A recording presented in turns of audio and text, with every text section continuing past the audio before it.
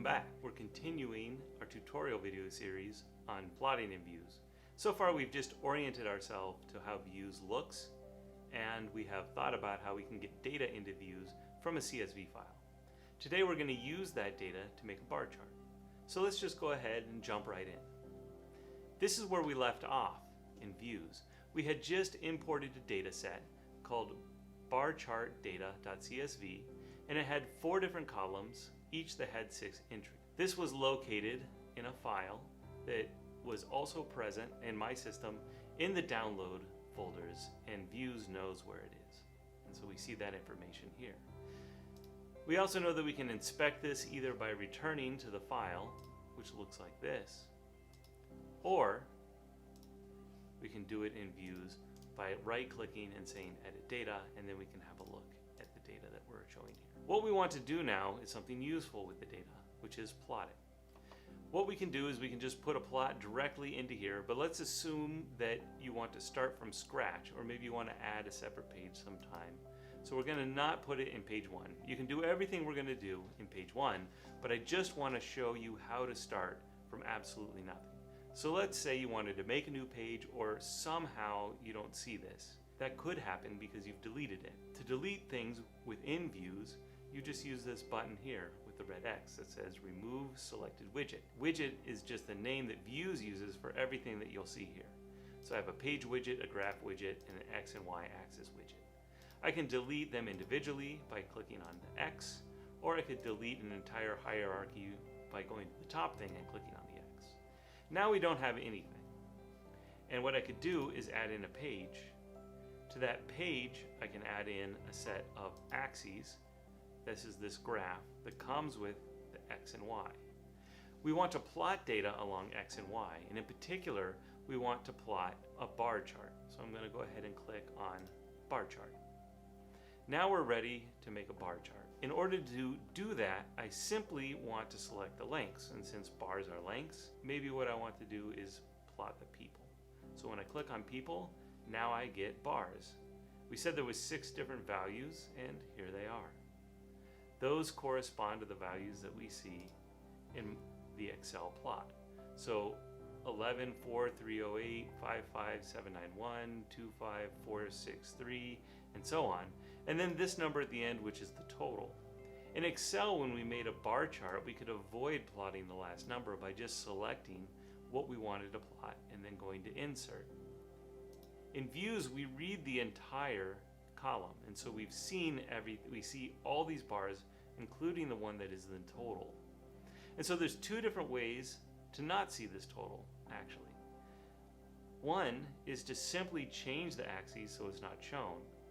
And so let's have a closer look at this. Right now this is quite small in the middle of my screen, and depending on your screen resolution, it actually might be too big. To fix that, in Vuesz, we go to View, Zoom to Page, and that just makes this plot as big as it possibly can. Now your plot will look different than mine because I've set up my defaults to be different than what Vuesz has as the default. If I don't want to see this, I can adjust the range of the x-axis. To do that, I just click on the x-axis, and then you can see that there's a min and a max. And so what I could say is, let's run this from 0.5 to 5.5. So I'll just click in here and say 0.5, enter, and you can see it's shifted things over. And then over here I have 5.5, enter. And now I'm only showing these 5 bars. The other one's still there, and so if I went back to something like 6.5, I'll see it again. It had started as auto, and that's something I guess we should talk about in a moment. Auto just takes a best guess as to what it should look like. I think in general it doesn't do a great job, and so I'm always messing around with this.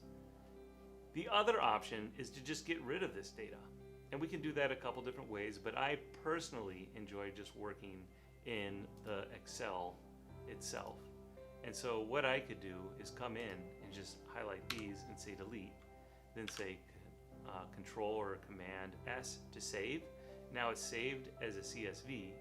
That is now updated in Vuesz, and so if I go and I just click on reload the linked data sets, now what we have is that 6th bar is missing.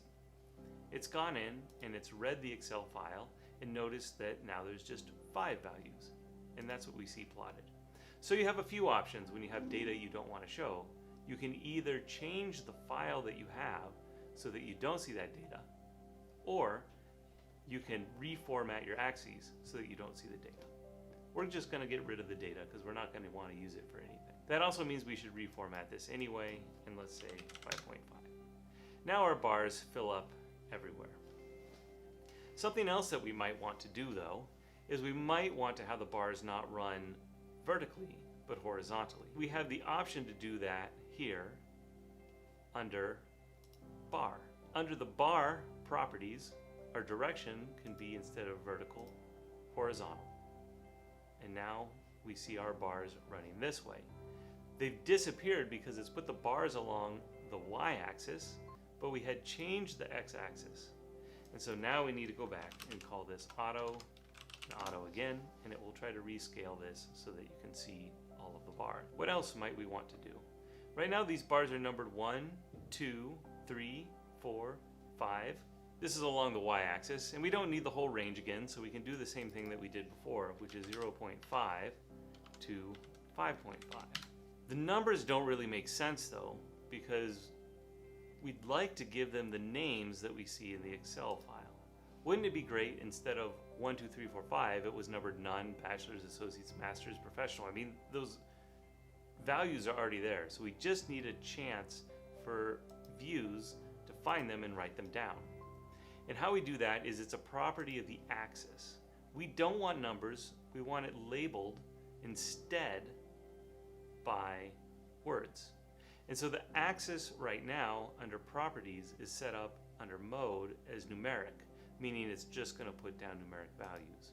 What we'd like is labels. I don't see any labels right now, and that's because it doesn't know what the labels should be. That's in under bar. Under bar, if we go to the properties window, all the way to the bottom, we'll see labels. Here, I can just select degrees post high school. That is the column that we would like to have associated with these labels.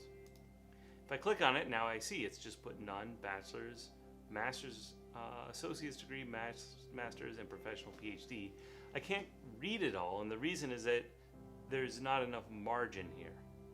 Margin is a property of the graph. If I click on the graph and I go to formatting, what I find is that I have margins I can control. So what if instead of 1.5 centimeters, this was 1 inch? Now it's big enough that I can read all of this text. Something else you might think about is like, why do I need tick marks at all, and why do I need these minor tick marks that don't do anything? That's also a formatting issue. And if I go to the y-axis, I can then see that there are tick marks, labels that I can control. We'll come back to that in just one moment. But there's also major tick marks, and if I just move over a few, I have minor tick marks. We don't need minor tick marks, so I'm just going to hide them. If we have professional, master's, associate's, bachelor's degree, we could decide maybe we want a tick mark, but we could also think, maybe I'm smart enough to decide where that's going to be without a tick mark. And so I can go ahead and hide it. And you think, that looks good.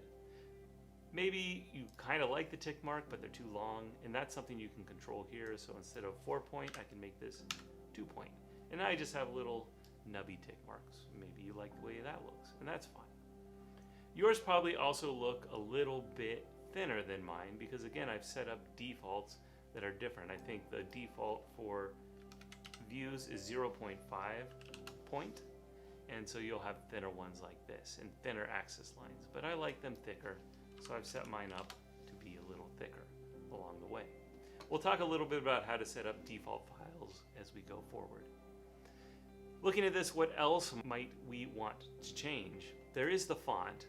I have a different font than you do, and so if I click on tick labels, I'm using this Segui. I actually don't know how to pronounce it, but it is the font Microsoft uses for its menus. And I quite like it for data visualizations, but like I said, probably you've defaulted to times that looks something like this. But like I said, I use Segui UI quite often, so I'm just going to stay there. You could change the size, you could change the color, you could make them italics or not. There's all the options you would sort of expect You could rotate their orientation, which is wildly unneeded here, and so on. So you can kind of explore what you have control over here. Something else that could be useful for us, though, is like we're going from smallest to largest. A lot of times people like largest to smallest. How can we control that? Well, there's a couple different ways. For instance, I can go to the Y, and I can just say, instead of running from 0.5 to 5.5, why don't I run the minimum at 5.5 to 0.5? And there are other ways to do this, but this is generally what I think is the easiest. So now we have this running the other way. However, it did get rid of our words when we did that. And so something else that we could do is we could say the max position is not at 1 at the top. The max position is at 0. And the min position is not at the bottom, it's at the top. And that's another way. So now essentially we're running from 0, if we think about it being numbered, 1, 2, 3, 4, 5. Because I've changed the direction that this axis is run. So that's another way that you can control what's going on. There's usually many different ways to do things in Vuesz. What else could we do? Well, the bars are red and they have this black outline. Do we really need a black outline? Maybe not. Look at this x-axis, since we're thinking about the x-axis, and it looks a little funny to me. It has a scientific notation, which is okay, but I have 2.5, 5, 7.5. They don't seem super even, so let's go ahead and change that. If I go to X, what controls where these tick marks are is under the major tick mark here. There's 6 of them. I can just change the number to something like 4, and then I'll get something that's a little bit more evenly distributed. I don't really like that the format of the numbers is 0, 5 times 10 to the 5th, and then 10 to the 5th. I'd like to have like a 1 times 10 to the 5th in front of it, maybe, or something like that. We can control that with the labels, because these are the labels of the tick marks. And so what I can say is that the format shouldn't be auto. Maybe it should be something like this, or maybe it should be something like this. And you'll see that it's like changing the representation. Maybe this is really nice. 50,000, 100,000. I could also have something that just writes out the numbers. I could have something that gives me engineering notation every single time. Or something like this, where I can specify the number of decimal places, which is what this 2 is. If I put a 3, it'll add a decimal place to each one of these. So all of these, I actually kind of think this one worked well for this particular data visualization. Now, of course, it begs a question. I have 0, 50,000, and 100,000. What? These are people. And so this x-axis is plotting the number of people. So I can just give it a title. People. This title's pretty far away from here, and there's a number of reasons why that is. One is that I have set the axis label to be at the edge. This axis label is controlled formatting here, and I have it at the edge. If I click here, it moves it closer. And again, I just like having it at the edge, and normally what I would do is go back to Graph, go to the main menu, and affect the bottom margin to move things closer. That's just how I like to handle things in Vuesz. It doesn't mean that that's how you need to handle it, or I think it's the best way to handle things. That's just how I like to do it. If I think about this x-axis a little bit more, I don't like all these minor tick marks personally, and so I'm going to go back in and I'm going to say major tick marks are fine, minor tick marks, what happens if there's none? It's kind of spread out. What if I put one every other one? Well, when I thought about the major tick marks, there were 4, so I just want to double the number that there are. And so let's make this 8. And now I have a tick mark every other one like this. What else might we be interested in doing? Well, we can put in grid lines if we want. Here are major grid lines that will line up with the major tick marks. There are minor grid lines that line up with the major and minor tick marks. And so you have access over all these different elements of the axes. We'll talk a lot more about axes a little bit later, but I'm just trying to give you a sense that you can control the formatting of anything and its properties that you're interested in. Let's go back to the bar very quickly and say, we had said maybe we didn't need this outline.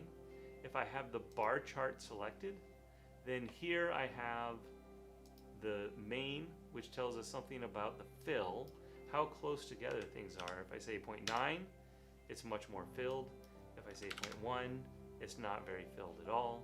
I think that looks kind of silly. There's 0.6, 0.66 maybe. That looks all right. At 0.66, basically this width is half the width of the bar, which I think looks nice. The group fill controls if we had multiple different bars together. For instance, not only did I have people, but I wanted to add in a second one, which was fraction. Then I'd have two bars, which we can't see because fraction is very small. Maybe I'll set it to people again. And now I have a second bar here, and I could have the bar fill be 1, and then the group fill be 0.66, and it will group together my different bars. But we don't really want this, I don't think, so we'll get rid of that. We also have this filled as a solid color. The solid color instead of a pattern, so we could have a pattern, but I think the solid color looks nice. Our solid color, we could choose if we want to be something other than red. For instance, I could click on here and say, oh man, I'd really like this to be purple. Okay, so that looks fine. So I'm gonna go ahead and say, okay, now my bars are purple. I could click here to hide that color if I wanted to. I can do other things as well, but I think for now that's good enough.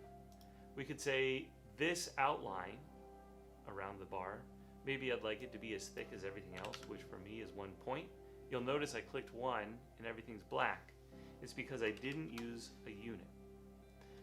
In Vuesz, if you don't use a unit, it interprets a number by itself as a fraction of the height or the width.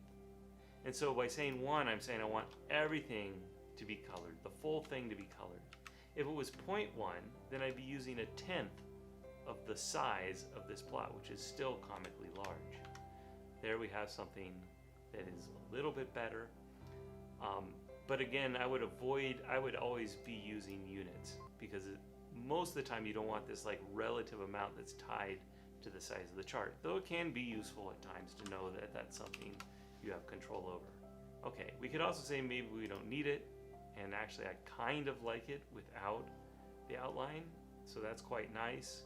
One thing I get nervous about though, when there's no outline and this bar runs all the way to the edge, is whether people would think, oh, he's cut off something. And I want people to be very certain that I haven't lost any data. So I'm going to go back to the x-axis and say that the maximum value I want is 150,000. And now I can see quite a bit. I probably didn't need quite so much. Maybe I could have just gone to there. So how about 125,000? One more zero. Now it's probably obvious that I haven't cut off anything.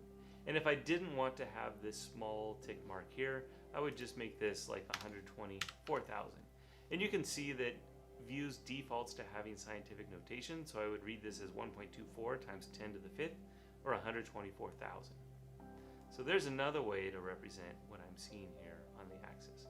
By doing that, it's given me back too many minor tick marks, so if I didn't want to see all those, I'd have to go back in and change all of that. That to me seems like a hassle, so for right now, I'm just going to go ahead and say 5, and we're done.